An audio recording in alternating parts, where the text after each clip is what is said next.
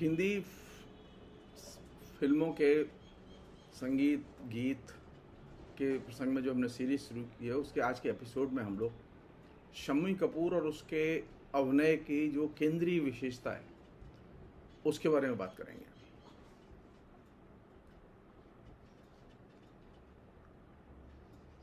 जैसा कि आप लोग जानते हैं कि और कोई भी ऐसा व्यक्ति नहीं है जो उस फिल्म देखता हो और जिसने शम्मी कपूर की फिल्में न देखी।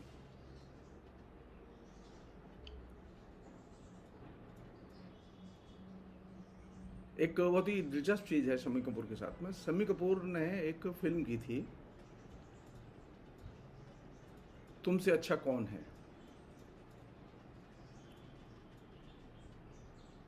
उसमें मोहम्मद रफ़ी का एक गाना था, उसमें किसको,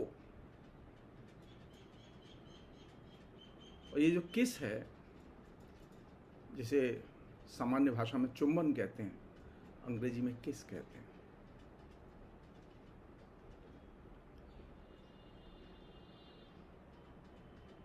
उस किस को सबसे पहले शम्मी कपूर ने जनप्रिय बनाया भाषा के तौर पर। और प्रेम के प्रसंग में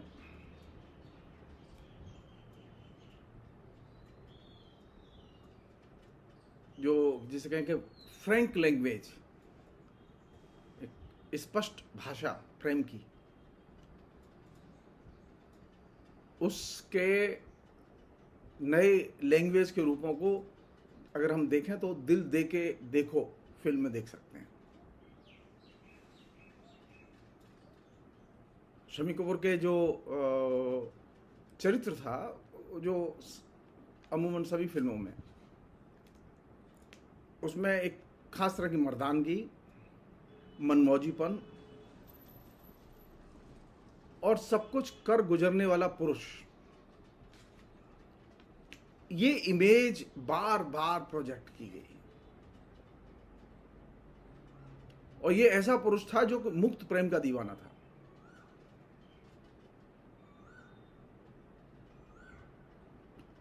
शम्मी कपूर की फिल्मों की एक यह भी विशेषता थी कि उसमें ट्रेडिशनल और आधुनिक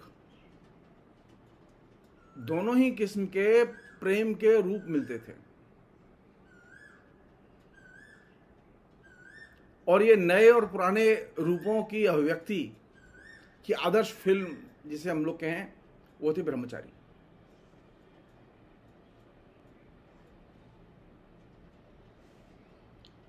इसमें पश्चिमी मूल्यों को लेकर एक तरफ अस्पष्टता है, वहीं इनका चित्रण बहुत अच्छे ढंग से किया गया है।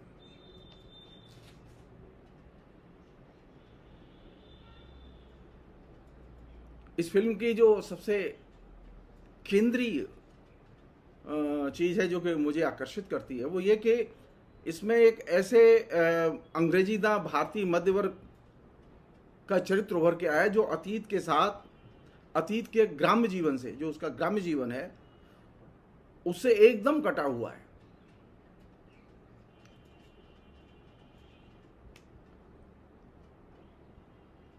और इस कटा हुआ ही नहीं बल्कि उससे एकदम लिबरेट भी अपने को कर चुका है।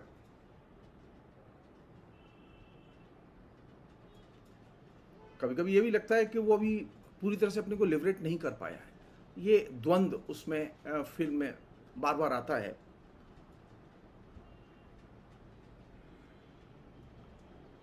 और ये एक ऐसा मध्य वर्ग है, अंग्रेजीदा मध्य वर्ग, जो कि भारतीयता को परिभाषित करने में एकदम असमर्थ है।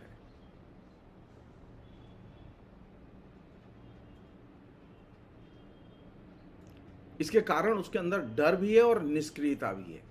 ये जो अभी जनमानस में जो चीज दिखाई दे रही है, शिक्षित मध्य वर्ग में, जिसकी की संख्या करोड़ों में है, तकरीबन शिक्षित मध्य वर्ग जो है भारत में अभी 30 करोड़ के ऊपर है।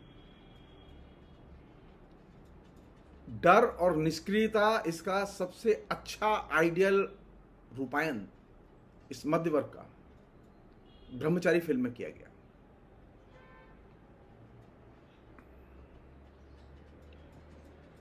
इस मध्य वर्ग की खूबी है कि इसके पास में परंपराओं का कोई या तो ज्ञान नहीं है या फिर अधूरा ज्ञान है, और इसको लेके इसके अंदर एक खास तरह की हीनता की भावना है, हीनता ग्रंथि इसके अंदर पैदा हो चुकी है, और ये पश्चिमी जो आदत हैं, संस्कार हैं, उनका एक तरह से आदी बन चुका है। और जितना ये पश्चिमीकरण की तरफ गया है उतना ही ये खोखला होता गया है। ये चीज पहली बार ब्रह्मचारी फिल्म हमारे सामने रेखांकित करती है कि मिडिल क्लास, जो कि अंग्रेजी शिक्षित मिडिल क्लास है, वो किस तरह से अंदर से पश्चिमीकरण की प्रक्रिया में एकदम खोखला, भयभीत और निष्क्रिय, अपनी परंपराओं से एकदम कटा हुआ, अपने गांव से एकदम कटा हुआ और निष्क्रिय, इस रूप में वो हमारे सामने आता है।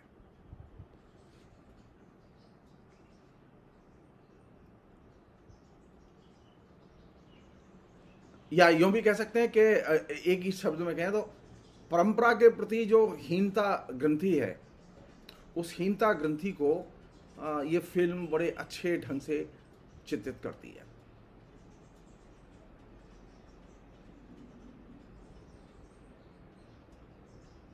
इसमें जो चरित्र है वो थोड़ा भारतीय और थोड़ा पश्चिमी है, एकदम मिला जुला।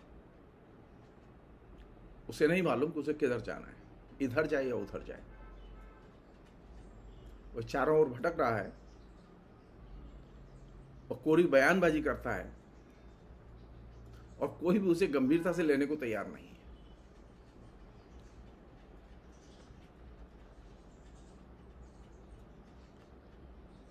ये जो फिनोमिना शम्मी कपूर ने अपनी फिल्म में चित्रित किया और जो एक खास तरह की फ्रैंक लैंग्वेज विकसित की, वो एक्चुअल में जो लोकतंत्र के विकास की प्रक्रिया में और पंचवर्षीय योजनाओं के विकास की प्रक्रिया में जो एक सांस्कृतिक खोखलापन पैरेलल निर्मित हुआ, मध्यवर्ग तो निर्मित हुआ, लेकिन सांस्कृतिक खोखलापन भी निर्मित हुआ, जिसकी तरफ हम लोग जनरली ध्यान नहीं देते। उस सांस्कृतिक खोखलेपन को ये ब्रह्मचारी फिल्म बहुत ही सुंदर ढंग से चित्रित करती है। तो ये जो सांस्कृतिक खोखलापन जो पैदा हुआ, इस सांस्कृतिक खोखलेपन को भरने का काम अमेरिकी जो पॉपुलर कल्चर है, उस पॉपुलर कल्चर के रूपों के जरिए हिंदी सिनेमा ने ये काम किया।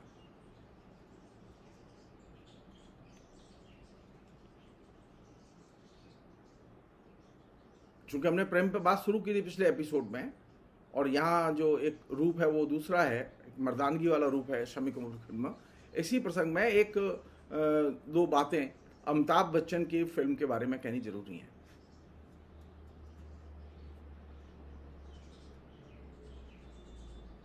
अमिताभ बच्चन की जो फिल्म है उनमें प्रेम को लेकर एक गंभीर परिवर्तन दिखाई देता है, और उसमें प्रेम त्रिकोण सेकेंडरी है। पहले प्रेम त्रिकोण प्राथमिक था, लेकिन अमिताभ बच्चन की फिल्मों में प्रेम त्रिकोण सेकेंडरी है। जब प्रेम दिखाया जाता है अमिताभ बच्चन की फिल्मों में, मसलन त्रिशूल या कस्मे वादे फिल्म को आप याद करें, तो वह चरित्र के केंद्रीय लक्ष्य का अंग होकर सामने आता है। और शोले फिल्म में तो प्रेम हाशिए पर है। प्रेम की जो संरचना है शोले फिल्म में, वो मूल कहानी में, शोले की मूल कहानी में हस्तक्षेप ही नहीं करती।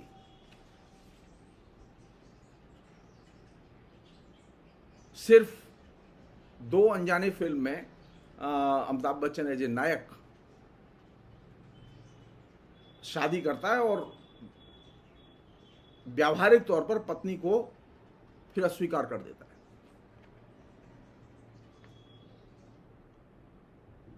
इसी क्रम में जब हमारे यहाँ लिबरलाइजेशन के तमाम किस्म के इकोनॉमिक प्रयोग शुरू हुए,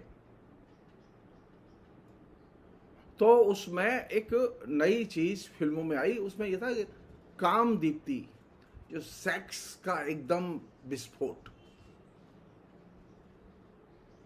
इसमें देह जो है हीरोइन की, हीरो की देह जो है वो एक महत्वपूर्ण बॉडी और एक महत्वपूर्ण फिनोमिना के तौर पर उभर के आती है। और जो काम होता है सबसे चिंता का, वो ये है कि देह को जो है सेक्स के पर्याय के तौर पर यहां डेवलप किया गया फिल्मों में।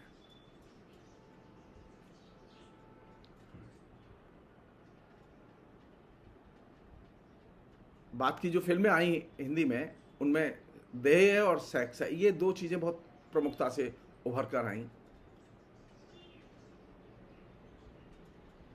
एक तरह से यहां देह के लिए देह की कला के नियम का पालन करते हुए अनेक फिल्में बनाई गई।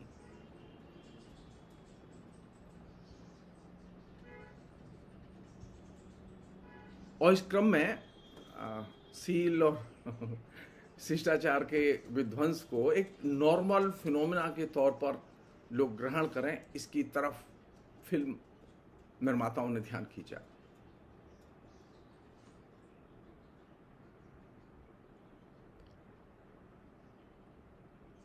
और जो फिल्मों का, जो प्रेम की फिल्मों का जो सेक्सुअल ट्रांसफॉर्मेशन था, कामुक देह को केंद्र में रख के रूपांतरण था, वो इसी दौर में हमारे सामने आता है। अब एक दो बातें हम लोग थोड़ा सा संगीत के संदर्भ में करेंगे। वो ये कि ये जो ट्रेडिशनल म्यूजिक था एक तो हमारे यहाँ, और एक हमारे यहाँ ये फिल्मी संगीत आया, जिसे हम लोग आधुनिक संगीत कहते हैं, सिनेमा का संगीत कहते हैं।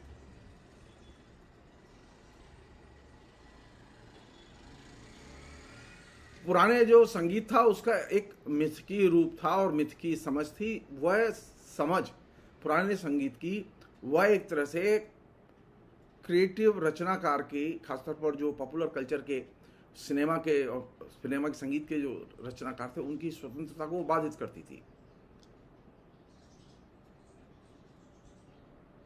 इसलिए उस संगीत से बड़े पैमाने पर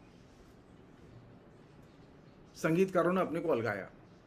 बहुत सारे ऐसे गीत भी लिखे गए जो कि शास्त्रीय संगीत की रागों की ऊपर लिखे गए, उनमें वो संगीत की धुनें भी हैं।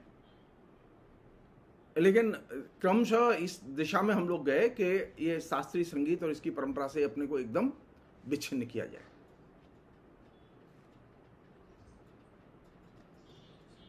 और इसमें जो सबसे बड़ी चीज थी जिस पर कि ध्यान दिया गया, व्यावसायिक सफलता।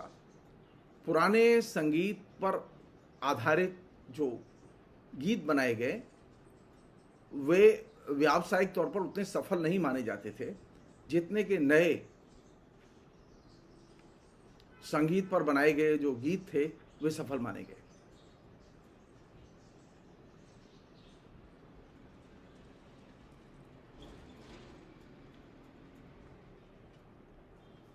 और इसमें जो इम्पोर्टेंट फैक्टर था जिसको कि लोगों ने अप्रिशिएट किया, वो ये कि ये जो नया जो संगीत था, जो पॉपुलर सिनेमा का, जो कि शास्त्रीय संगीत की परंपरा से एकदम अपने को विच्छिन्न करके अपना विकास कर रहा था, इसमें जो आनंद का जो एलिमेंट था वो सुनने में अच्छा लगता था और थ्रिल पैदा करता था, वह संगीत जनता को आकर्षित करने लगा।